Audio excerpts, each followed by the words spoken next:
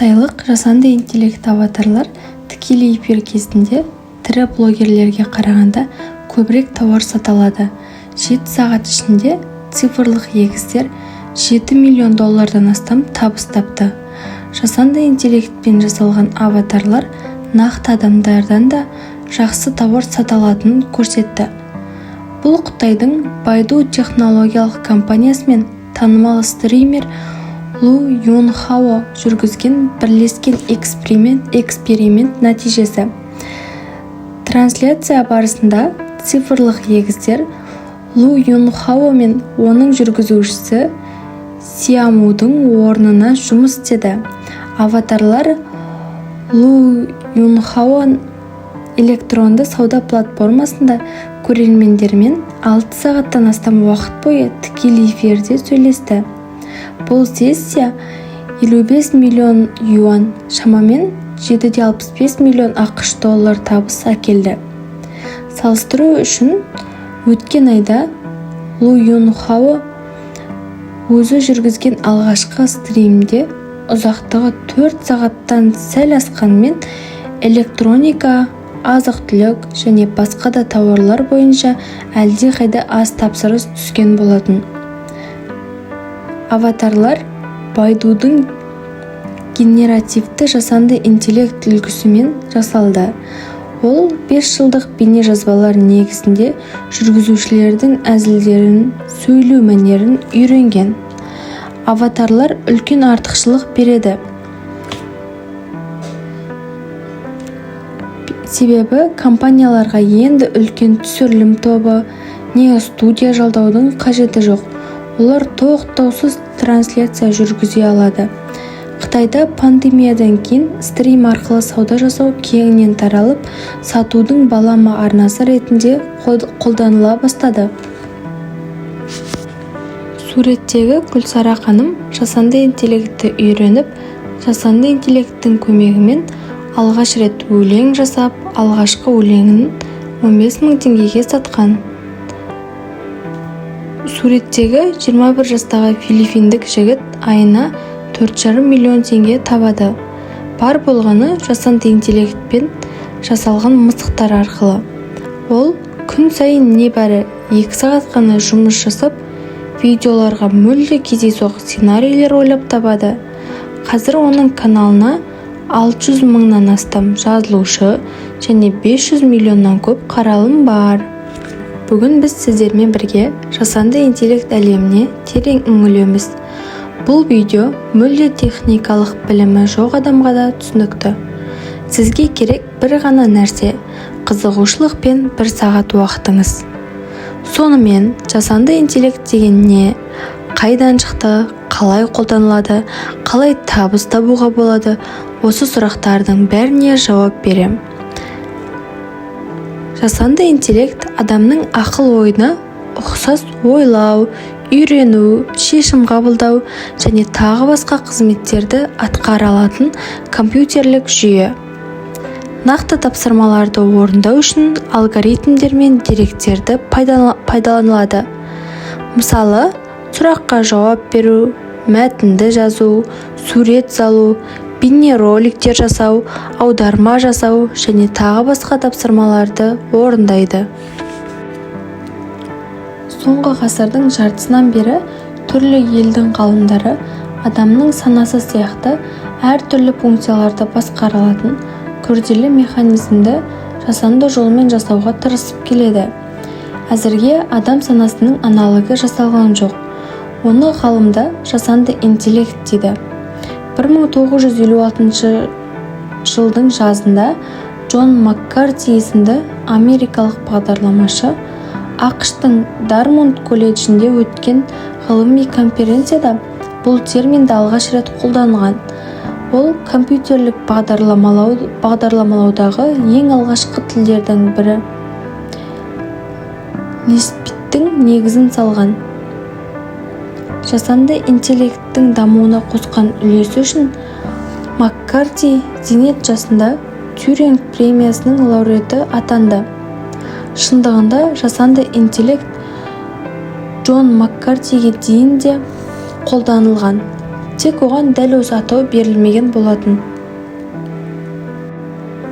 Мысалы, Екінші дүниежүзілік соғыс кезінде Алан Тьюринг есімді ағылшын математигі немістің құпия аппаратын бұзып, оны шифрдан шығаратын машина құрастырады.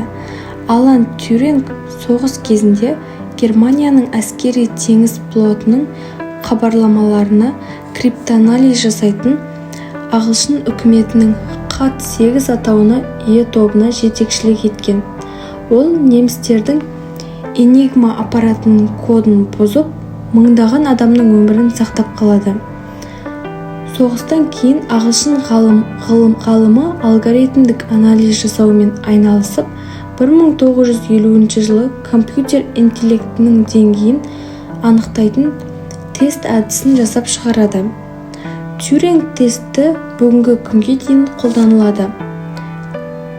Тарихта компьютер атасы деп аталатын аналитикалық есептеу машинасын құрастырған ағылшын математика Чарльз Бэббиджді атағанымен жасанды интеллекттің көмегімен жұмыс істейтін алғашқы компьютерді Алан Тьюринг құрастырған.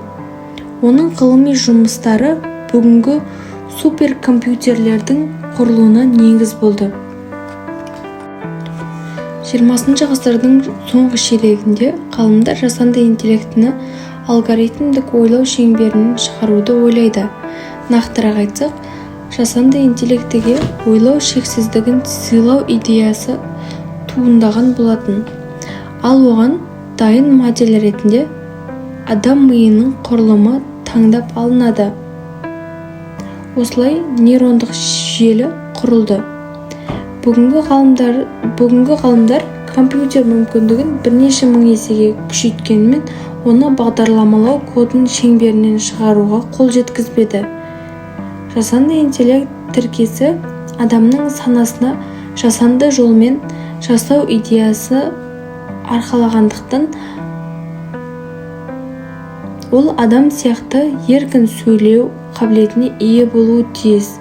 Осылай, соңғы 20 жылда жасанды интеллектіні дамытумен айналысатын институттарға нейроғалымдар мен нейробиолог, невролог, нейрохимик, ми ғалымы тартыла бастады. Нейрон адам миында әртүрлі функцияға жауапты жасуша болса, бағдарламалауда ол 0 мен 1 сандарының арасында ғана тұрақты микробірлік болып саналады. Смартфоныңыздағы Google Translate қосымшасы X-тен X алгоритмі негізінде жұмыс істейді. Яғни ол бір тілдегі сөздің екінші тілдегі аудармасына тең деген компьютерлік бағдарлама негізінде құрылған. Бұл нақты қайталанатын алгоритм негізіндегі жұмыс істейді және ол өзін-өзі дамыту мүмкіндігіне ие емес. Ал 8 жыл бұрын Google компаниясы смартфон камерасы арқылы жазылған мәтінді танып, оның аудармасын ұсыну функциясын жетілдірді. Бұл нейрондық желі көмегімен жүзеге асырылады. Сосын ол өзін-өзі дамыта алады. Себебі адам қолтаңбасы әртүрлі болуы мүмкін. Оны анықтау үшін нейрондық желінің төмендегідей әдісі қолданылады. Анықталмаған сөз немесе сан нейрондық желіні бірнеше кезеңнен өтеді. Алдымен нысан смартфон камерасы арқылы нейрондық желіге енгізіледі. Ал сөздегі әрбір әріп нейрондық желідегі 784 нейронды біріктіретін 2D өлшемді пиксель платформасында 28x28 пиксель жүйесі сканынан өтіп, Google Translate қосымшасының үлкен ақпарат қорындағы барлық сөздердің пиксельдерімен салыстырылады. Сосын пиксельдердің ең ұсақ нұсқасы таңдап алынып, аударылған сөз нәтижесі ретінде беріледі. Жүйе автоматтандырылғандықтан, тапсырма 1 секундқа жетпей орындалады. Google браузерінің іздеу принципі 28x28 пиксель жүйесінде негізделген. Сіз сұратқан ақпарат компанияның дата орталықтарындағы ақпарат қорынан ізделеді. Браузер алгоритмі релеванттық анализдеу жүйесі сіз сұраған ақпаратты дәл анықтап, ретімен нақты ұсынуға үйретілген. Google ғалымдары адам миы мен көздерінің арасындағы ақпарат тасымалдайтын нейрондардың функционалдық жүйесін көшіріп алады. Қазір бұл әдіс Қытай үкімет халқын бақылауда ұстауға пайдаланып отыр. Ол көшелердегі камералардың көмегімен өтіп бара жатқан азаматтың бетін сканерлеу арқылы оның кім екенін анықтай алады. Өкінішке қарай, жасанды интеллект осындай мақсатта да қолданылып жатыр. Қазіргі таңда әлемдегі беделді ғалымдар жасанды интеллекттің дамуына екі түрлі көзқараспен қарайды. Бір тобы жасанды интеллект адам баласына еш қауіп төндірмейді деп сенсе, екінші тобы адамзаттың түбіне жететін жасанды интеллектке ие роботтар деп санайды. 2018 жылы SpaceX, SolarCity және Tesla Motors компанияларының жетекшісі Илон Маск бастаған жасанды интеллект саласындағы бір қатар сарапшылар «Бұл компьютерге сенесің бе?» атты деректі фильмде өздерінің жасанды интеллект дамуына қатысты пікірін білдірді. Олардың басым бөлігі жасанды интеллект дамуын бақылауда ұстау маңызы жайлы айтады. Илон Маск үндеуімен бір қатар белсенді ғалымдар жасанды интеллектінің қаупі жайлы Біріккен ұлттар ұйымына да арнайы хат жазған. Хатта жасанды интеллектіге ие әскери қаруларды бақылауда ұстау мәселесі көтеріледі. Олардың аргументтері салмақты. Себебі кез келген ел билігі әлемді аналогы жоқ суперқару иемденгісі келеді. Сол мақсатпен де олар құпия зертханаларды қаржыландырып, оларға қыруар ақша бөліп отыр. Мысалы, өткен жылы Қытай жасанды интеллекттің дамуына жұмсайтын қаржы көлемі бойынша ақш-тан озып, инвестиция көлемі 12 миллиард ақш долларға жеткізген. Қытай үкіметі 2030 жылға дейін жасанды интеллектіге 150 миллиард доллар қаржы бөлуге қоюды мақсат етіп отыр. Сондай-ақ Қытай қаржыландырып отырған жобалардың басым бөлігі Бейжің төңірегінде шоғырланған.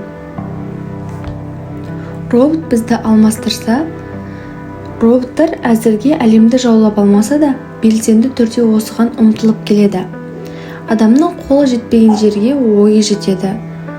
Мұның дәлелі бүгінгі заманауи роботтар. Адамзат баласы өзінің қолынан келмейтін көп шаруаны осы құрылғылар арқылы игеруде.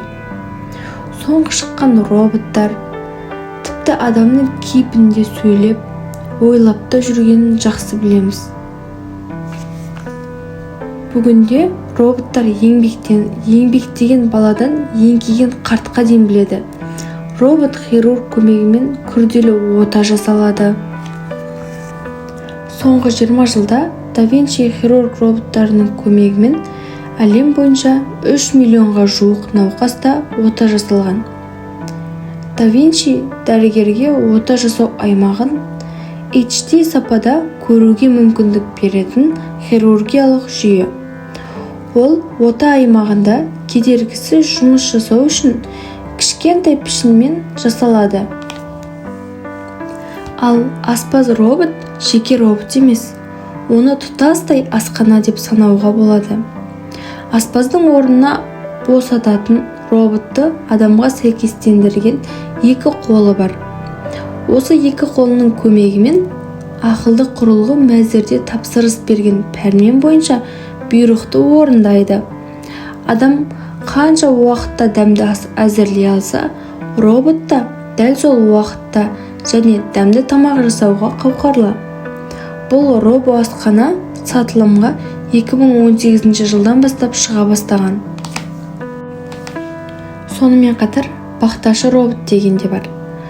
Соңғы сынақ кезеңінің нәтижесі бойынша суакбот мал бағуға, заттарды орнынан жылжытуға, бау-бақша қарауға өте тиімді. Бұл құрылғыны жасау үшін Сидней университетінің ұстаздары аянбай тер төкті.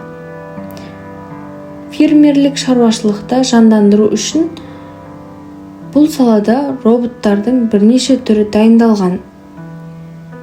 Бау-бақша жемістерін егіп, оны баптап, жемісін теріп алуға да жағдай жасайтын ол бүгінгі күннің таптырмас құрылғысы. Және де бау-бақша техникаларының қатарына қосылған тағы бір робот Ақбот. Оның қызметі бақшаны химиялық және механикалық тәсілмен барлық арамшөптерден арылту. Онымен қоса егін топырағын тыңайтады. Қойма роботы. Қоймадағы жүкті бір орыннан екінші орынға қозғалту үшін ойлап табылған құрылғы. Жұмысшыларға айлық төлегеннен гөрі осындай құрылғыларды сатып алып, өз жұмыстарын ілгері жүргізіп жатқан компаниялар көп. Мысалы, Қытайдың Every Precision Technology компаниясы жұмысшыларының 90%-ін дәл осындай роботтарға ауыстырды. Ал тасымалдаушы дрон жүктерді жеткізу қызметі үшін таптырмас құрылғы. Жаңа Зеландияның Даймонос пицца қызметкерлері жұмыстарына көмек ретінде осы құрылғының көмегімен пицца жеткізуді әлде қашан бастаған. Үлкен кітапханаларда адамдар іздеген кітабын бірден таба алмайды. Осындай уақытта роботтың көмегіне жүгінсек, бірнеше минуттың ішінде іздеген кітабымызды оңай таба аламыз. Бұл роботтар Канзас-Ситидегі Миссури университетінде сынақтан өтіп, жоғарғы деңгейдегі құрылғы деп мадақталған. Шетелдік ойын-сауық орталықтарының көлік тұрақтарында қарауылдың қызметін күзетші роботтар атқарады. Жарты метрлік күзетшінің кеудесіне камера орнатып, GPS қойылады. Бұл Сан-Франциско және Калифорния қалаларында алғаш қызметін бастаған екен. Жауынгер робот дегенді естіп пе едіңіз? Бұл робот аралар тыңшының қызметін атқару үшін жасалады. Соғыс жағдайында және әскери оқу жаттығуларында өте тиімді. Бұдан басқа роботтар қандай тапсырманы орындай алады? Бухгалтерияда, сатып алуда, IT және қазынашылық салаларда да қолданылады.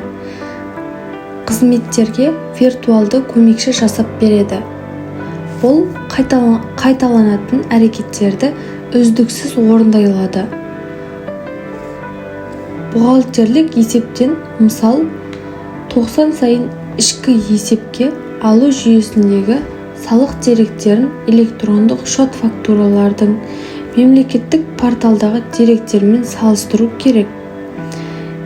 Excel 2 файлы жүктеліп салыстырылады. Бұған уақыт бөлу керек. Адам қателесуі, ауруы, ұмытуы мүмкін. Робот мұны берілген алгоритм бойынша автоматты түрде жасайды. Ол файлды жүктеп алып, егер сәйкессіздік бар болса, бухгалтерге жібереді. Қазақстандағы жұмыс берушілер 3-5 күн ішінде еңбек кизет сайтында еңбек шартының жасалғаны және бұзылғаны туралы ақпарат беруге міндетті. HR қызметкерлері оны қолымен жасайды. Қателесу немесе мерзімін өткізіп алуы оңай. Персонал көп болса, бұл үлкен мәселеге айналады. Көмекші робот келісім шарттарды өзі-ақ тіркейді. Роботтар электрондық шот-фактура тураларды немесе қызметкерлерді алуға арналған құжаттармен байланыстыра алады. Дебиторлық берешек туралы есеп жасай алады және контрактниктер мен борышкерлердің сенімділігін тексере алады. Ірі теміржол компаниясы еңбек шарттарын тіркеу процесін роботтандырды. Еңбек Кз сайтында ескі келісім шарттарды енгізу керек болған. Олар өте көп екен. Мамандардың есебі бойынша 3 адам құжаттарды сайтқа 1 жыл бойы жүктейді, ал робот оны 1 айда бітірді. PCMG компаниясы маркетологтарға Nielsen жүйесіндегі есептермен жұмыс істеуді жеңілдететін процесті автоматтандырған. Роботтар аналитикаға қажетті деректерді жарнама кабинеттерімен жүктеп алады. Ғаламтор дерегіне сүйенсек, 2030 жылы Күншығыс елінде роботтардың жұмыс істеуіне байланысты 2,4 миллион адам қызметінен қысқартылмақ. Яғни, болашақта адамның қол күшін жасанды интеллекті бар роботтар алмастыратын болады. Бұл адамзат үшін үлкен қауіп төндіруі мүмкін. Себебі, бүгінгі болжам ертеңгі күні жүзеге асатын болса, одан кейін халықта технологиялармен емес, адамдардың жұмыссыздығымен күрес басталмақ. Сарапшылардың пайымдауынша, роботтандыру бірінші кезекте өнеркәсіп, қызмет көрсету, сауда-саттық саласында 7,4 миллион қызметкердің орнын босатады. Расымен солай ма? Ол уақыт еншісінде. Бір қызығы, робот қызметкердің уақытын күніне 30 минуттан 2 сағатқа дейін үнемдейді екен. Жалпы құлтемір қауіп төнуге негіз жоқ. Олар адам қиялынан туған дүние. Демек, адамның қасында дәрменсіз, басым. Роботтардың бар болмысы бір ғана нүктеге байланысты болғандықтан, тоғын қазір ажыратсаңыз, қазір істен шығады. Жаппай роботтандыру дамыған мемлекет тұрғындарға ғана тән.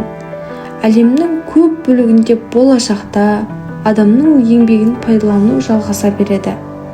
Роботты қолдану не қолданбау жұмыс берушіге экономикалық тұрғыдан тиімді болуына байланысты екенін ұмытпаған жөн. Еске сала кетейік, Астанадағы дәрігерлерге операция жасауға роботтар көмектесіп жатыр.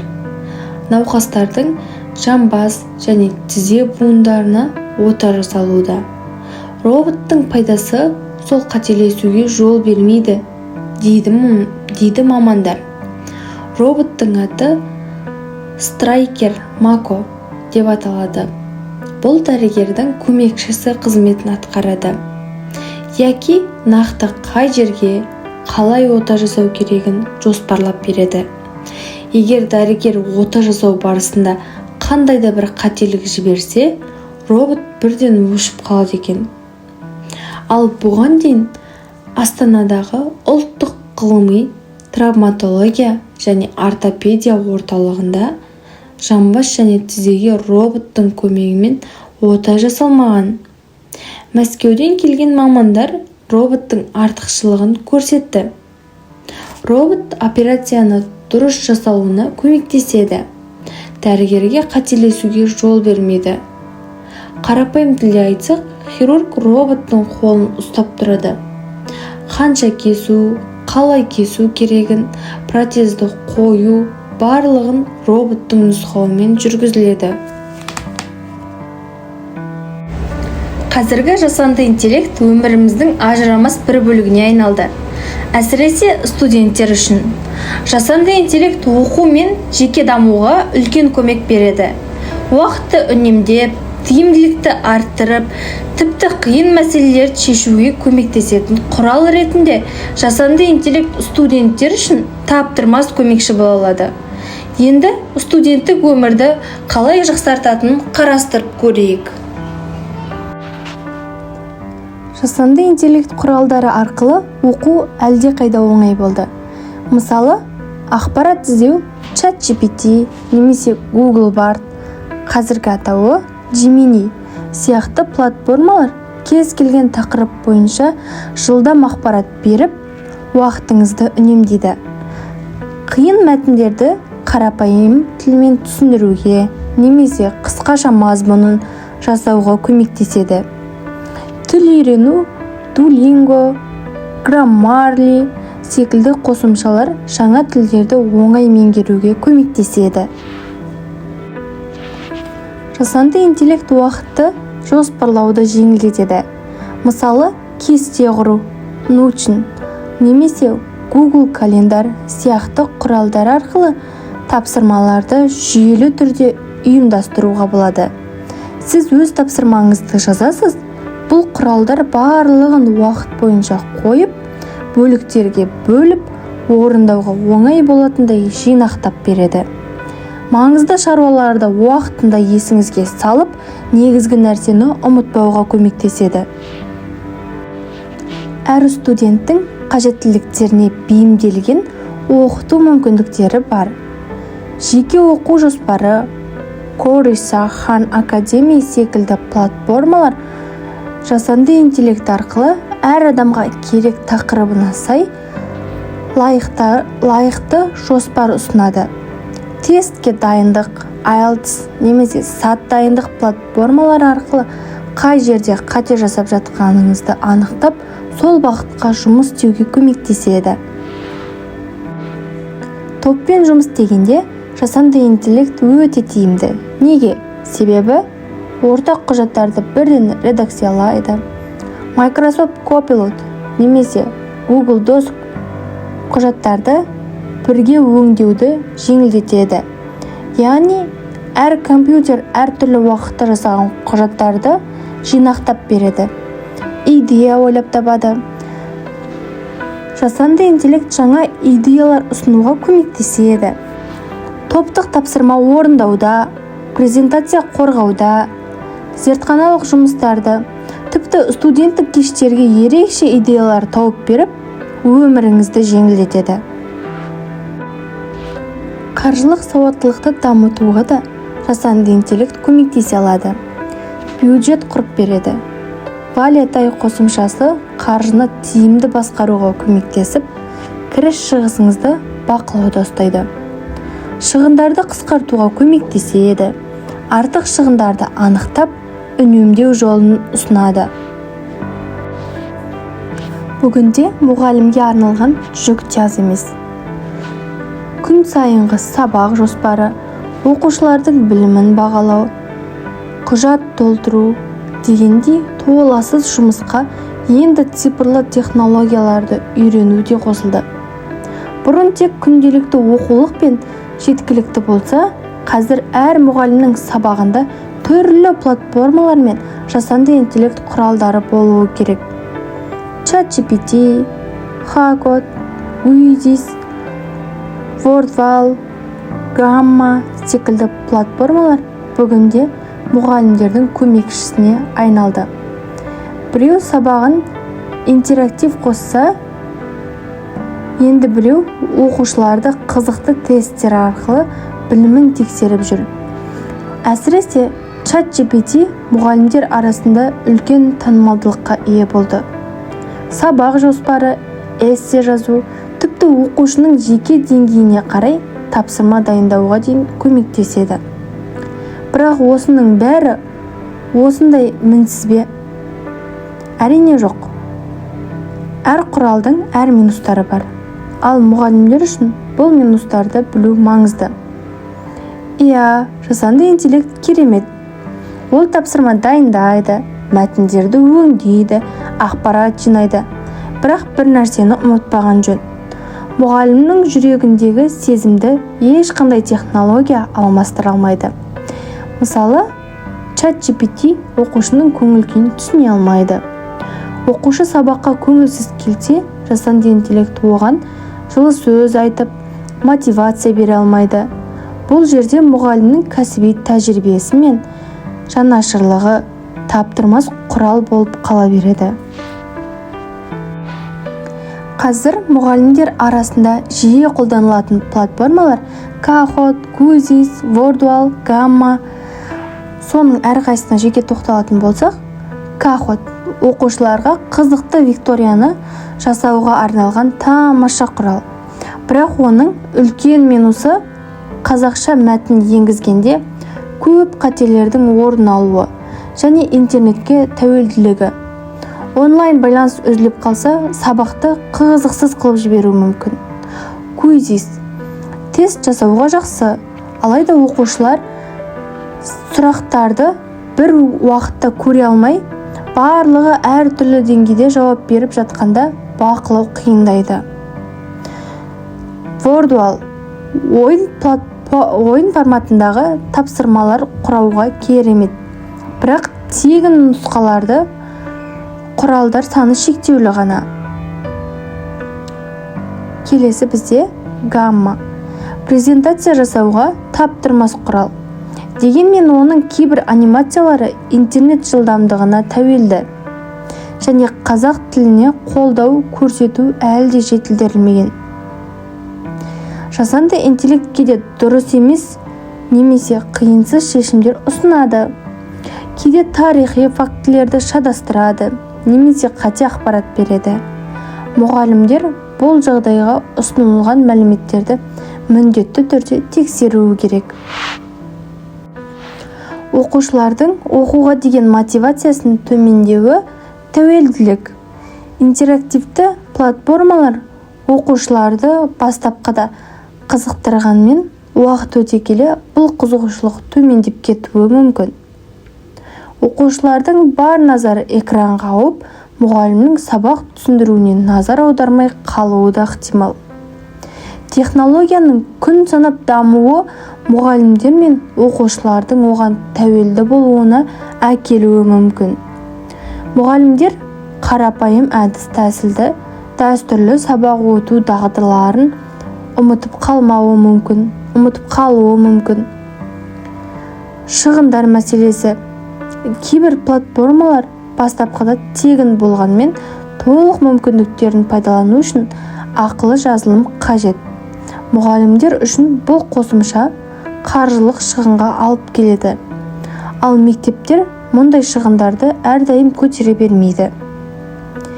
Жасанды интеллект пен заманауи платформалар мұғалімнің жұмысын жеңілдеткенмен, оны алмастыра алмайды. Оқыту процесі бұл тек білім беру емес, оқушының өміріне әсер ету, қолдау көрсету, бағыт-бағдар беру. Сондықтан технологияларды ақылмен пайдаланып, мұғалімнің басты құндылықтары әрдайым бірінші орында қалуы тиіс. Жасанды интеллект оқушының қолындағы чипсиді қару деп ойлап қалған. Оқиға Кенвуд жоғарғы мектебінің алдында болған. ақш-тың Балтимор округінде жасанды интеллект жүйесі мектеп оқушысының қолындағы Doritos чипсиі салынған пакетті қару деп қателесіп полицияға хабар берген. Таки Аллен есімді оқушы достарымен отырып, жеңіл тамақтанып отырған сәтте полиция қызметкері мылтық кезеніп келіп, оны жерге жатқызған. Тәртіп сақшылары жасөспірімнің қолына кісен салып, тінту жүргізгенмен ешқандай қару таппайды. Кейін полицейлер оқушыға жасанды интеллект түсіріп, күдік тудырған суретті көрсеткен. Онда Аллен қолындағы Doritos пакеті қаруға ұқсап көрінген. Балтимор округінде мектептерінде былтыр орнатылған қару анықтау жүйесі бейнебақылау арқылы күмәнді нысандарды анықтап, полицияға хабар жібереді. Мектеп әкімшілігі оқиғаға байланысты ата-аналар мен оқушыларға хат жолдап, бұл жағдайдың балаларға психологиялық әсер еткенін мойындады және оларға кеңесшілер тарапынан көмек көрсетілетінін мәлімдеді. Жасанды интеллект жер сілкінісін бірнеше күн бұрын болжауды үйренді. ақш пен Жапония ғалымдары жер сілкінісін олар болғанға дейін бірнеше күн бұрын болжауға қабілетті бірегей жасанды интеллект алгоритмін жасап шығарды. Зерттеушілердің айтуынша, жүйе сейсмикалық белсенділікті, жер қыртысының кернеу деңгейін, тіпті жердің магнит өрісіндегі өзгерістерді талдайды. Сынақтар көрсеткендей, модель Тынық мұхитының өрт сақинасы бойындағы бірнеше жер асты дүмпулерін, соның ішінде Жапониядағы жақында болған 6-7 балдық жер сілкінісін дәл болжауға қабілетті.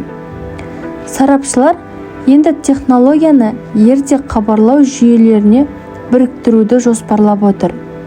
Бұл халық арасындағы шығынды айтарлықтай азайтуға көмектеседі. Болжамдар дәл бола берсе, бұл сейсмологиядағы адамдардың өмірін сақтауға нағыз серпіліс болуы мүмкін. Жасанды интеллект 2 миллион қазақстандықты жұмыссыз қалдыруы мүмкін. Қазақстанда шамамен 2,5 миллион маманның кәсібі автоматтандыру қаупінде тұр. Алдағы 5 жылда олардың 1 миллионына дейін қызметкері жасанды интеллекттің жылдам таралуы салдарынан жұмысынан айырылуы мүмкін. 2029 жылға дейін шамамен 1 миллион қазақстандық маман қайта даярлаудан өтуі қажет. Жасанды интеллект интернет сияқты құбылыс, интернет келгелі кейбір мамандықтар жоғалды. Бірақ сонымен қатар жаңа бағыттар мен кәсіптер де пайда болды. Бұл қалыпты және дұрыс процесс. Сол жағдай қазіргі жасанды интеллектпен де қайталанып жатыр. Қазірдің өзінде Астана Хаб білім беру платформасында жасанды интеллект пен оған қатысты салаларды қамтитын тегін онлайн курстардың алғашқы сериясы қолжетімді. Бұл курстар еңбек нарығының жаңа талаптарына бейімделгісі келетін мамандарға арналған. ChatGPT сұрағыңызға дұрыс жауап бермей жатыр ма? Бәрі сіз ойлағандай болмады ма? Мүмкін мәселе сұрақты қалай қойып жүргеніңізде шығар. Бұл видео дәл сізге арналған. Сәлем достар, бүгін сіздермен ChatGPT-ді қалай дұрыс қолдану керек екенін көрсететін боламын. Ең алдымен App Store-дан немесе Play Market-тен ChatGPT-ді скачать етеміз.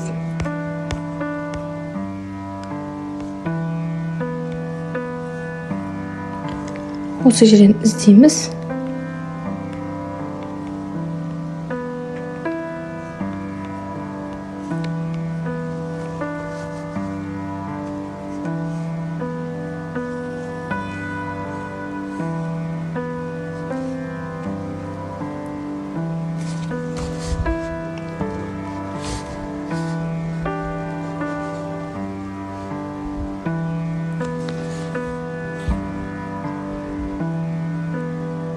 Жүктелгенін толығымен күтетін боламыз.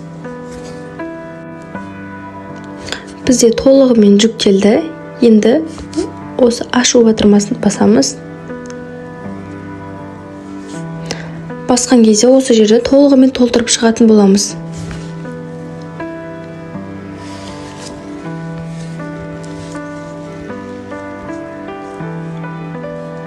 Бізде осындай батырмалар шығады төменгі жағында. Сіз Google аккаунтпен немесе тіркелу арқылы, сонымен қатар егер телефоныңыз iPhone болса, Appleмен жалғастырсаңыз болады. Енді мысалға тіркелеміз. Мына жерге электронный почталарыңызды жазасыздар. Продолжить батырмасын басамыз.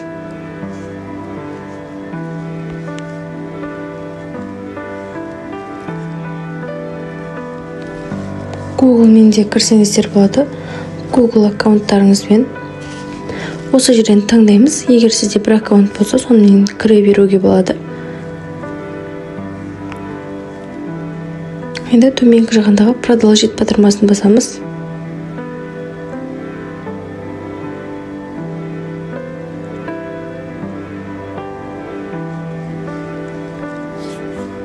Достар, біз осылай сәтті тіркелген боламыз. Міне бізге қазір ашты. Енді осы жерге достар, енді ChatGPT-ға дұрыс сұрақ қойып үйренетін боламыз. Сізге әртүрлі қажеттіліктеріңізге қарай сұрақтарыңыз болады, соны дұрыс қоямыз. Қазір мен сіздерге бір мысал көрсетейін. Мысалы, маған пост жаз десеңіз, жауап жалпылама болады. Ал нақты сұрақ қойсаңыз, нәтиже де нақты болады. Дұрыс сұрақ: Instagram үшін қазақша мотивациялық пост жаз. Тақырыбы білімнің маңызы 100 сөз деп жазатын болсам, ол маған нақты жауап береді. Мысалға, қазір көрсетейін. Маған пост жаз деймін. Маған пост жаз. Көрдіңіз бе? Бірақ нақтырақ айтып өтші, қандай тақырыпта пост жазайын. Мысалы, сұлулық, мотивация, бизнес, білім, тағы басқа. Және қай платформаға арналған: Instagram, Telegram. Сонда стиль мен форматты дұрыстап таңдап берем дейді. Көрдіңіз бе? Сол үшін сұрақты нақтылап қою керек. Мен мысалы қазір жазайын мына жерге: Instagram үшін қазақша мотивациялық пост жаз. Тақырыбы білімнің маңызы, ұзындығы 100 сөз. Енді жібереміз.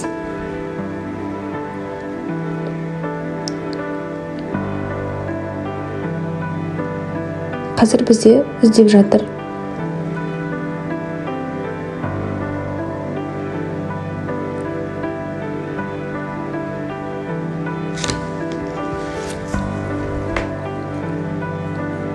Осылай ChatGPT-ға нақты тапсырма беріңіз. Кім үшін, не үшін, қандай стильде, не туралы.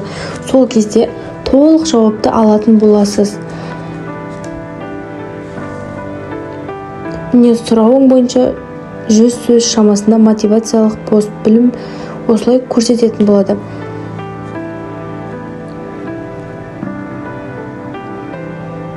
Көрдіңіз бе? Төменде қай стильде жазайын деп сұрайтын болады. Сіз өзіңіз таңдайсыз. Қай стиль керек? Оның барлығын нақты жазсаңыз, сізге айтып береді. Сонымен қатар, егер стиль таңдап, толығымен барлығын таңдап болғаннан кейін суретте жасап береді. Бірақ суретте қазақша сөздер болса, көбінде қате жібереді. Сол үшін суретті басқа жасанды интеллект арқылы жасаған дұрыс. Енді сіздерге осы жасанды интеллекттің WhatsApp-тағы номерін көрсетейін.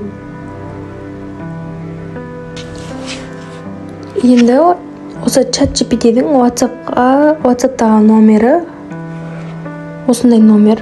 Осыны терсеңіздер, бас жағына қойып қоямыз. +1. Осылай шығатын болады бізде. Мына жерге сақтап қоя саламыз. ChatGPT деп. Қазақша немесе ағылшынша жазсаңыздар болады өз еріктеріңізбен. Енді готово дейміз. Көрдіңіздер ме? Осылай шығарып тұрады. Осы жерге де сұрақтарыңызды толығымен қойып жазсаңыздар болады. Сонымен қатар, ескере кететін тағы бір жайт бар. Сіз ChatGPT-ді өзіңіздің керегіңізге ғана пайдалануыңыз керек, бірақ өзіңіздің жеке данныйларыңызды, сонымен қатар өзіңіздің жеке сырларыңыз болады ғой, соны айтудың қажеті жоқ. Тек оны ChatGPT-ді, бұл жасанды интеллект болғандықтан, өзіңізге қажеттілігіңізге қарай жұмыс етуіңіз керек, нақты тапсырма беріп. Бұл жерде сіз ChatGPT-ға бастықсыз ғой, тапсырма бересіз, ол сіздің тапсырмаңызды орындап береді. Ал сіз оған барып өзіңіздің жеке данныйларыңызды жазып жүрмеңіздер, бұл ашылып кетуі мүмкін. Сондықтан сондай жерлеріне мұқият болыңыздар. Ал егер комментарийға промот деп жазсаңыз, мен сізге осы ChatGPT туралы нақты қалай тағы да қолдану керек екен, сонымен қатар қандай плюстері бар екен, соның барлығын айтып отыратын боламын. Комментарийға промот деп қалдырып кетіңіз. Мен сізді өзімнің жеке Telegram каналыма қосамын. Лайк басып, достарыңызбен бөлісіп отырыңыздар. Сонымен қатар қоңырау батырмасын басып қойыңыздар. Менде келесі тағы да пайдалы видеолар болады.